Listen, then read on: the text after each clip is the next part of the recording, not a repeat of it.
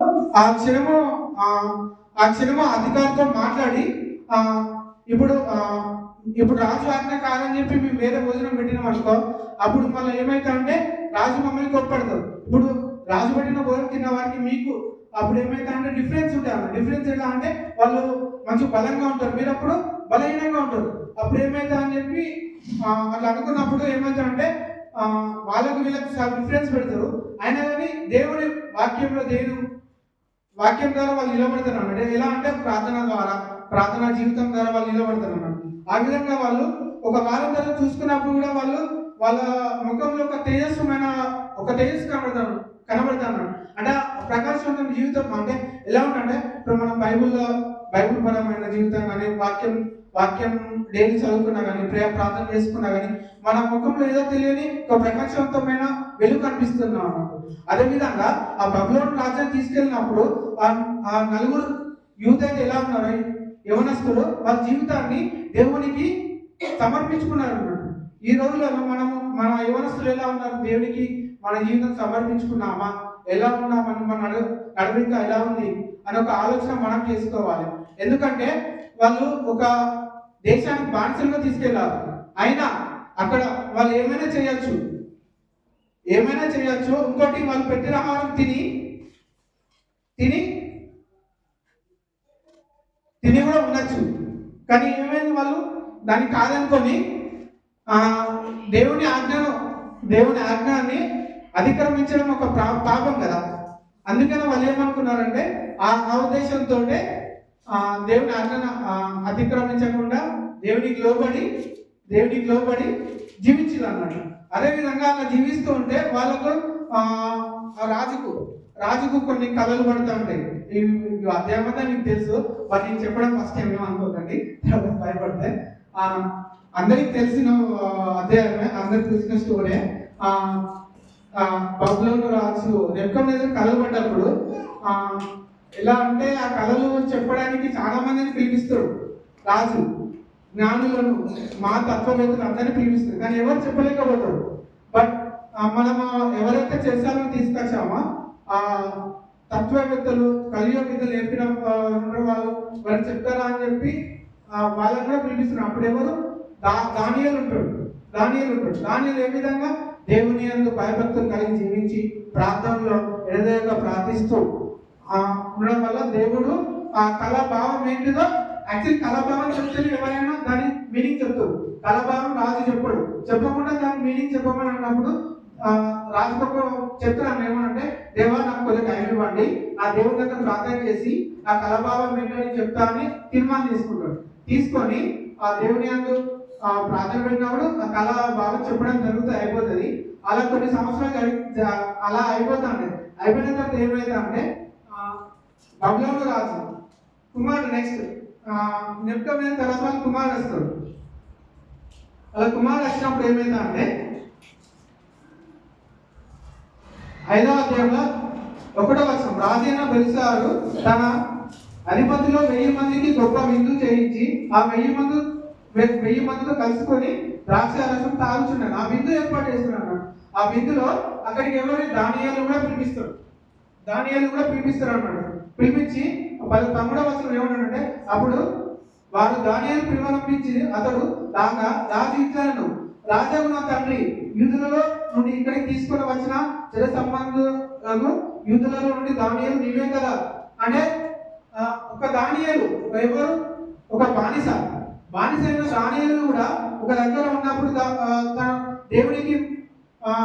దేవునికి విధేయంగా జీవించినప్పుడు దేవుడు ఏం చేసిండు, తనను జ్ఞాపకం చేసుకొని ఒక రాజే తను పిలుచుకునే విధంగా దేవుడు చేసిండు. అదేవిధంగా మన జీవితంలో కూడా లోకంలో ఉండకుండా, లోకంలో పడిపోకుండా, లోకం మనసు జీవితం జీవించకుండా దేవుడి కోసం బ్రతికితే మనకు కూడా ఒక ఉన్నతమైన స్థితిలో ఉంచుతాడు దేవుడు. అదేవిధంగా ఆరాధనలో చూసుకున్నట్టయితే ఇప్పుడు వీళ్ళను దానియేలు, షడ్రక్, మెషక్, అబేద్నెగో ఉన్నారు కదా. దానియేలును అయితే ఈ ఎవరైతే ఉన్నారో ఈ రాజు 6వ అధ్యాయం 1వ వచనంలో తన రాజ్యం అంతటి పైన అధిపతిగా ఉండటకు 125 మంది అధిపతులను నియమించుటకే దర్యావేషునకు ఇష్టమైన దర్యావేషు రాజు అన్నాడు. ఆ రాజుకు ఇష్టమైన వారిపైన 3 ప్రధాన 25 మంది అధిపతులు ఉన్నారు కదా, వాటి మీద ముగ్గురిని అధిపతులుగా నియమించారు. వారిలో ఒకరు దానియేలు. ఓకేనా? దానియేలుతో పాటు ఇంకో ఇద్దరు ఉంటారు కదా. అయితే దానియేలు ఒకటి 3వ వచనం, ఈ దానియేలు శ్రేష్టమైన బుద్ధి కలిగిన వాడై ప్రధానుల్లోనూ అధిపతుల్లోనూ ప్రఖ్యాతి ఉండేది కనుక రాజ్యమంతటి మీద అతన్ని నియమింపవాలని రాజు ఉద్దేశించారు. అయితే రాజు ఉద్దేశం ఎలా ఉందంటే, దానియేలు మహాజ్ఞాని, సత్యవేత్త, కాబట్టి దేశం అంతటి పైన ఒక అధికారిగా నియమించుతామని చెప్పి రాజు అనుకుంటాడు. అయితే ఇంకా మిగతా అధికారులు ఉంటారు కదా, వాళ్ళు ఏమనుకుంటారంటే, అరే బానిస వచ్చిన దానియేలు నియమిస్తారు, మా జ్ఞాని కదా, మనకి ఏం రాదు అంటే ఇప్పుడు ఎలా అంటే, ఇప్పుడు 20 మంది అధిపతులు కనుక ఆ డబ్బు అయినా ఏదైనా రావాలన్నా కూడా వీళ్ళ దగ్గరికి వస్తే కాబట్టి తప్పు లెక్కలు చూపెట్టి రాజుకు మోసం చేయొచ్చు అని చెప్పి మిగతా వాళ్ళు అనుకుంటారు. అది దానియేలు ఒక నిజాయితీ పరుడు. ఎందుకంటే దేవుడు నమ్ముకున్నాడు కదా, దేవుడు నమ్ముకున్నాడు కాబట్టి నిజాయితీగా జీవించిన వాడు ఉన్నాడు కాబట్టి మనం అని చేయలేము. కాబట్టి దానియేలు మీద ఏదైనా ఒక నింద మోపాలి. ఎలా మోపాలి? దానియేలు ఏదైనా తప్పు చేస్తాడా అని చెప్పి ఎదురు చూస్తూ ఉంటారు. కానీ దానియేలు ఎప్పుడు వారికి దొరకలేదు. ఎందుకంటే ఆయన దేవుని ఆజ్ఞలు గైకొన్న వాడు అన్నట్టు. అదేవిధంగా 5వ వచనం చూసుకుంటే,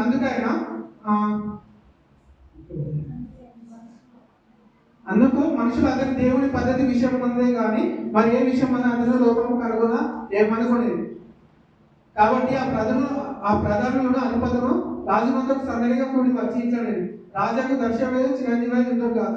ఎవరైతే ఉన్నారో అయితే దానియేలుకు విరుద్ధంగా ఏదైనా శాసనం తీసుకెళ్దామని చెప్పి రాజు దగ్గరకు వెళ్తారు. ఏ విధంగా వెళ్తారంటే, చిరంజీవి రాజు అయిన దర్యావేషు చిరంజీవి ఎందుకు కాక అని చెప్పి నిమ్మగా మాట్లాడుకుంటే వెళ్ళి రాజ్యం ప్రధానులు, సేనాధిపతులు, అధిపతులు, మంత్రులను, సంస్థాధిపతులను అందరూ కూడి రాజు ఒక ఖండితమైన చట్టము స్థిరపరిచి దాని శాసనం చాటింప చేయడంలో యోచన చేసింది. అదేంటిదంటే శాసనం ఏంటంటే, ఒక రాజుకే 4 రోజుల కాలం పెడతారు. ఒక రాజుకే నమస్కారం చేయాలి, ఏ దేవతని కానీ ఏ దేవుడిని కానీ ప్రార్థించద్దు. ఎందుకంటే దానిని ప్రతిరోజు ఎడదేక ఉదయకాలం, మధ్యకాలం, సాయంత్రకాలం మ్యాక్సిమం అన్ని లేదా దేవుడికి ఆరాధిస్తూ ఉంటాడు అన్నట్టు. ఆ విధంగా ఈ యొక్క శాసనం తీసుకొచ్చినాం అనుకో, దానియేలు మనం ఇరికించి అప్పుడు దానియేలు అధికారం పోతుంది. అధికారం పోయినప్పుడు ఏమైందా అంటే, మనం ఏమైనా చేయొచ్చు ఒక ఉద్దేశంతో, ఒక దురేద్దేశంతో వాళ్ళు అట్లా చేస్తారు అన్నాం. కాకుంటే శాసనం తీసుకొచ్చినప్పుడు కూడా రాజు దగ్గరికి వెళ్తారు, శాసనం తీసుకొస్తారు, అయిపోతుంది. అయిపోయిన తర్వాత కూడా ఏమైందా అంటే, ఒక నిమిషం 9వ కాగా రాజు దుర్యావేషు శాసనం రాయించి సంతకం చేశారు. ఇటు శాసనం సంతకం చేయబడిన దానియేలు తెలుసుకొనెను. అతడు తన ఇంటికి వెళ్ళి యథా ప్రకారంగా అనుదినము ముమ్మారు మోగుల్ని తన ఇంటి పైగది కిటికీ యెరూషలేము తట్టుకు తెరవబడి ఉండగానే తన దేవుడికి ప్రార్థించు ఆయన స్తుతించుచుండెను. ఎన్ని శాసనాలు తెచ్చినా కూడా దేవుడికి తన ఇంటికి వెళ్ళి కిటికీ తలుపు తెరిచి ఇజ్రాయేల్ దేశం వైపు మోకాల నుంచి స్తుతిస్తూ ఉన్నాడు అన్నమాట. స్తుతిస్తూ దేవుని ఆరాధిస్తూ ఉన్నాడు. శాసనం తీసుకొచ్చినా కూడా ఎందుకు? ఆయన నిజమైన దేవుని ఆరాధిస్తున్నాడు కాబట్టి. ఏ శాసనం ఏది తెచ్చినా కూడా ఆ దేవుడు మనం రక్షిస్తాడని ఒక నమ్మకంతో. ఎందుకంటే సర్వాన్ని సృష్టించిన దేవుడు మన దేవుడు కాబట్టి ఆ విధంగా దానియేలు ముందుకు వెళ్తూ ఉన్నాడు. ఎవరైతే ఆ శాసనం తీసుకొచ్చిందో దానిని ఏ విధంగా పట్టుకోవాలి అని అతని ప్రార్థించే ఇంటికి వెళ్ళి చాలా మంది గుంపులుగా వెళ్ళి అతను పట్టుకోవడం జరుగుతాయి అన్నట్టు. అలా పట్టుకున్న తర్వాత కొంతమంది రాజు దగ్గరికి వెళ్ళి ఏమంటారంటే, 13వ వచనం, అందుకు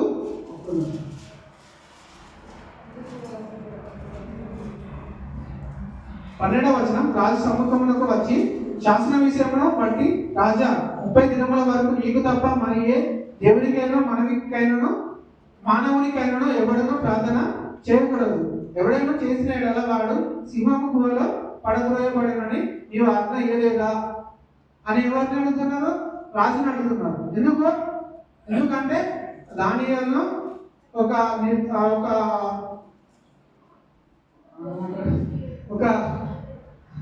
నిర్దోషి దోషిగా నిర్మించాలని అనుకుంటున్నాను. అనుకోని ఆ విధంగా రాజు దగ్గరికి వెళ్ళి ఒక శాసనం పూర్తి చేసి ఆ విధంగా రాజు దగ్గర తీసుకెళ్ళినప్పుడు ఏమైందంటే 14వ వచనంలో రాజు ఈ మాట విని బహుగా వాకిలపడి దానియేలును రక్షింపవలనని తన మనసు దృఢము చేసుకొని సూర్యుడు అస్తమించే వరకు అతన్ని విడిపించడానికి ప్రయత్నం చేసిన ఒక రాజు. ఇది నిజమైన వాడు, ఎలాంటి తప్పు చేయడానికి చెప్పి రాజు తెలుసు, వీళ్ళు ఏదో ఒకటి చేసి తీసుకొచ్చారని చెప్పి రాజు తెలుసు. అయినా ఇలాంటి శాస్త్రం నుండి ఏ విధంగా దాన్ని తప్పించాలని చెప్పి రాజు చాలా ప్రయత్నిస్తాడు. ఎప్పుడు సూర్యం అస్తమించే వరకు ప్రయత్నిస్తాడు. అయితే ఆ మనుషులు దీన్ని చూసి రాజు సన్నిధిగా కూడి వచ్చి రాజు స్థిరపరిచిన ఏ శాస్త్రము కానీ తీర్మానం కానీ ఎవడు రద్దు పరచజాలడు, ఇది మానవులకును పరశీలకులను విధి అని తమను తెలుసుకున్న వాళ్ళని అనేది. అయితే రాజు ఏ శాస్త్రం అయితే వచ్చిండో అయితే దాని తప్పిద్దామని రాజు అనుకున్నప్పుడు ఎవరైతే దాని మీద కుట్రపడుతారో వాళ్ళందరూ జ్ఞానంగా వచ్చి రాజా ఈ శాస్త్రము ఎవరైతే తెచ్చిలో దాన్ని మనము ఎలా అయినా మనము చేయాలి, అది శాస్త్రం ఉండదు కదా మీకు తెలియదు కదా అన్నట్టు మాట్లాడుతున్నాం. అంతటా రాజు ఆజ్ఞ అయ్యగా బండ్రోతులు దానియేలు పట్టుకొని సింహంలో పడద్రోసి పడద్రోయగా రాజు నీవు అనుదినము తప్పక సేవించిన దేవుడే నిన్ను రక్షించునని దానితో చెప్పాను. అంటే ఆ రాజు కూడా తెలుసు ఎవరు నిజమైన దేవుడు, దానియేలు ఎవరు రక్షిస్తారని చెప్పి. ఏమన్నాడు ఇక్కడ, నీవు అనుదినము తప్పక సేవించిన నీ దేవుడే నిన్ను రక్షించునని దానితో చెప్పాను. నువ్వు ఎవరైతే సేవిస్తున్నావో ఆ దేవుడే నిన్ను రక్షిస్తాడు అని చెప్పి దానియేలుతో రాజు అన్నాడు. వారు ఒక ఎట్లా అయినా చెప్పి వాళ్ళని దానియేలు బయట తీసుకురావడానికి చెప్పి రాజు మనసు మారచ్చు అని ఎవరైతే ఆ కుట్రపండిలో ఎక్కడ ఇస్తారు, రాజు సింహాసనంలో ఇస్తారు అన్నట్టు. ఆ సింహాసనంలో ఎవరు వెళ్ళకుండా ఒక రాయిని పెడతారు. రాయిని పెట్టి దానికి ఒకటి ముద్ర చేయాలని అనుకుంటారు, ఆ విధంగా చేసి పెడతారు అన్నట్టు. అంతటా తర్వాత వారు ఒక రాయి తీసుకొని వచ్చారు, గోధుమ వేసి దాన్ని మూసి వారు దానియేలును గురించి రాజు యొక్క తీర్మానం మరి మారునేమో అని, అంటే దానియేలు గురించి రాజు తీసుకున్న తీర్మానం మారునేమో అని రాజు ముద్రను అతని అధికార ముద్రను వేసి దాన్ని ముద్రించిరాట. ఓకేనా. ఇంకోటి, అంతటా రాజు తన నగరంలోకి వెళ్ళి ఆ రాత్రి అంత ఉపవాసం నుండి నాట్యం వాద్యం జరగవచ్చును. రాజు మీయలేదు, అతనికి నిద్ర పట్టలేదు. అయితే దానియేలును చెరసాలలో వేసినప్పుడు రాజు నిద్ర పట్టలేదు. ఎందుకు పట్టలేదు అంటే దానియేలు ఏ తప్పు చేయలేదు, అతను నిర్దోషి అని చెప్పి రాజుకు తెలుసు అన్నట్టు. కానీ ఆ శాసనం తీసుకొచ్చినావు కాబట్టి రాజు ఏం చేయలేకపోయాడు. కాకపోతే ఏమన్నాడంటే నువ్వు ఎవరినైతే సేవిస్తున్నావో ఆ దేవుడే నేను రక్షిస్తాడు అని చెప్పి ఒకటే చెప్పి వెళ్ళిపోతాడు రాజు. వెళ్ళిపోయిన తర్వాత రాజు తన ఇంటికి వెళ్ళినాక కూడా రాజు నిద్ర పట్టలేదు. ఎందుకు? ఆయన నిజాయితీపరుడు. నిజాయితీపరునికి శిక్ష పడితే ఎవరికైనా ఏమనిపిస్తుంది? బాధ అనిపిస్తుంది. కాబట్టి ఆ విధంగా రాజుకు నిద్ర పట్టలేదు, అయిపోయింది, తెల్లారింది. తర్వాత ఇంకో వసతిలో చూసుకుంటే ఏమైందంటే అతడు తెల్లవారు జామున రాజు వేగిరమే లేచి సింహం గుహ దగ్గరికి త్వరపడి పోయాడు. పొద్దునే లేస్తాడు, లేచి సింహం గుహ దగ్గరికి వెళ్ళి ఏమన్నాడు, అతను గుహ దగ్గరికి రాగానే దుఃఖం స్వరముతో దానియేలు పిలిచి, జీవం గల దేవుని సేవకుడైన దానియేలు, నిత్యం నీ సింహిస్తున్నావు, నీ దేవుడు నిన్ను రక్షింపగలిగేనా అని అన్నాడు. ఏమనంటే సింహపు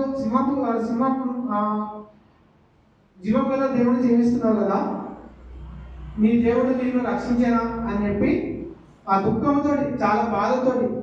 ఎలా అంటే ఇప్పుడు మనకి ఏమైనా అయినా కూడా అది పోయినప్పుడు ఏమనిపిస్తా అంటే బాధతో వెళ్ళి వీళ్ళు మంచిగా ఉన్నారా అని చెప్పి ఫస్ట్ బాధతో ఎలా ఉంటామా, ఆ ఉద్దేశంతో పోయి ఒక రాజు తనంతట తాను వచ్చి దానియేలు ఎలా ఉన్నాడు అని చెప్పి చూస్తున్నాడు. చూసినప్పుడు దానియేలు మంచిగా ఉన్నప్పుడు ఏమనిపిస్తా అంటే రాజుకు నువ్వు నిజంగా నేను సేవిస్తున్న దేవుడు నేను రక్షించిండు అని చెప్పి దేవుణ్ణి ఆరాధిస్తాడు అన్నాడు. ఏ విధంగా?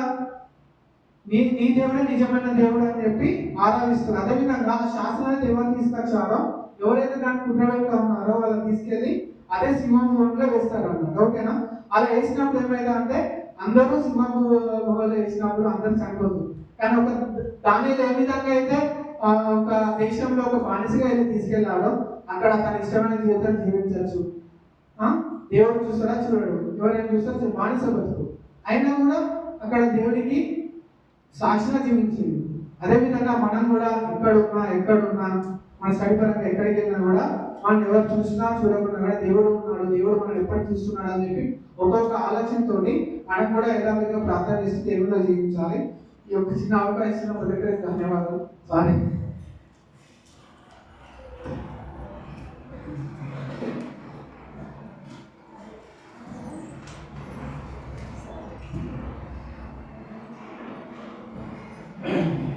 సహోదరుడు మంచి వాక్యం చెప్పాడు కాబట్టి ఆ సబ్జెక్టు ఎంతో గొప్పది అయినప్పటికీ కూడా మంచి వాక్యం చెప్పాడు కాబట్టి అది